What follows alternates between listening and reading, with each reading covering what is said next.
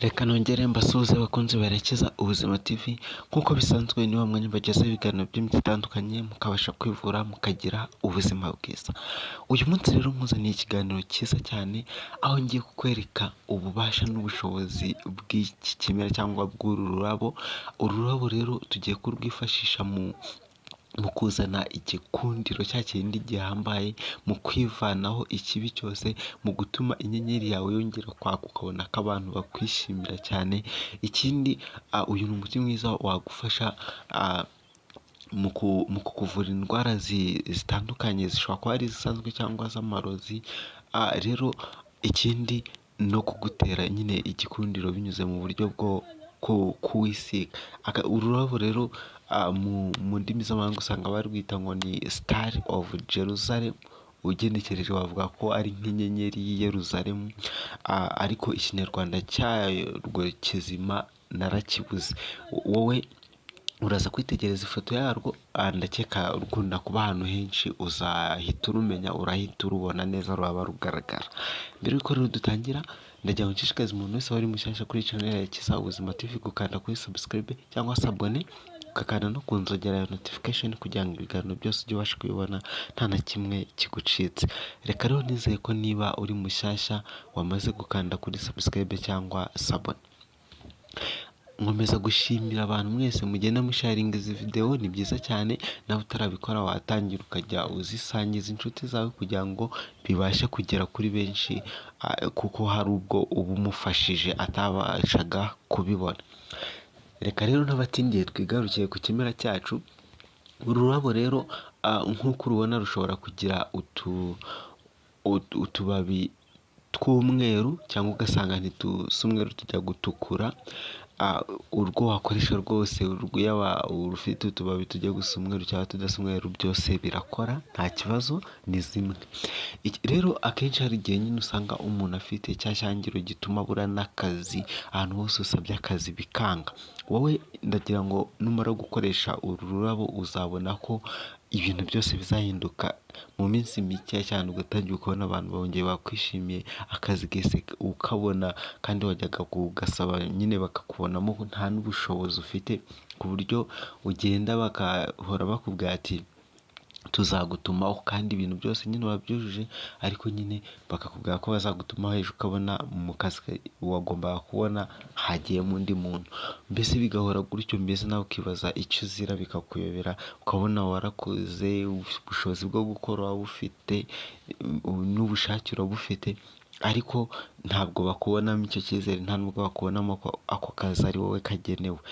Ufite icyangiro cya kindi giteye ubwoba, ku buryo umuntu wese akubona akabona nta kintu washobora, ku buryo umuntu akubona akumva uramubangamiye, ku buryo umuntu wese akubona akumva uramuremereye, kumva no kuba umuhagaze impande cyangwa hari ibyo uri kumubwira biri kumuremerera, wajyana urusyo umugeretse ku ntugu. Rero ibi ngibi biterwa n'ibintu byinshi, bishobora guterwa n'imbaraga mbi dushyirwaho n'abantu cyangwa n'imyuka mibi ituzengurutse. Rero niyo mpamvu ugomba kwifashisha ibimera kugira ngo wowe wivaneho cyangwa wirukane cya kindi kibi cyose kiba kikuzengurutse cyangwa kikugose, ibintu bikagenda neza.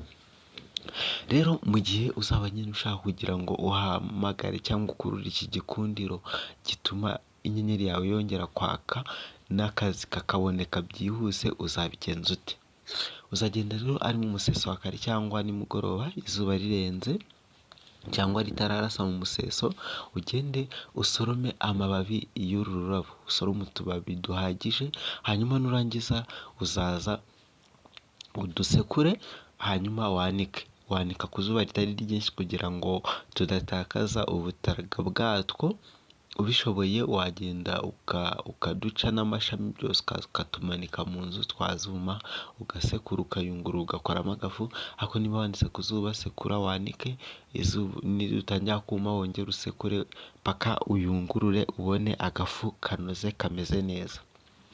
Aka gafu umaze kukabona kanoze, uzabikora rero ariko umunsi wo kuwa kane. Umunsi wo kuwa kane ni umunsi w'amahirwe cyane. Uzabigenza ute? Uzafata amavuta wisiga, apana amavuta y'amazi, uzashaka amavuta ya gikotori, amavuta afasha, apana amavuta y'amazi.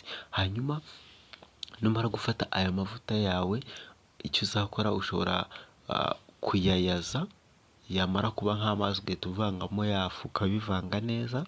Yego, uzafata rero kano gafu uvange n'aya mavuta. Nanone ushobora kutabivanga gutyo ukagenda ubivangira ku ntoki ugiye kwisiga, ni mu maso gusa uzajya wisiga. Rero mu gihe uzaba ugiye kuvuga ngo urayahuriza hamwe, ushobora kuzafata aya mavuta wayayajije, hanyuma ufate ka gafu mu kiganza cy'iburyo uvuge, nkoresheje aya mababi y'uru rurabo kugira ngo mpamagare igikundiro n'amahirwe mu buzima bwanjye. Ikibi cyose kindi ku mubiri kimveho, masike yose nambaye y'imyuka mibi, masike nashyizweho ituma ntagaragara nk'umuntu, ikibi cyose kindiho kingose kinzengurutse nkivanyeho guhera uyu munsi mu izina rya Yesu. Hanyuma ka gafu ugahita ugasuka muri ya mavuta wayajije. Ndavuga ushaka guhita ubikorera rimwe. Naba atari ko ushaka kubikorera, ushaka kuzajya uhita ufata utuvuta ugashyira ku kiganza ukanyanyagiza ku gafu gakeya ugahita wisiga. Nabwo uzajya ufata twa tuvuta dushyire mu kiganza cy'ibumoso, hanyuma ufate ka gafu gakeya ukaminjire kuri ya mavuta, ukoreshe uru rutoki rwo hagati rurerure uri kuvanga ka gafu n'aya mavuta. Mu gihe rero uri kubivanga uzavuga icyo ushaka.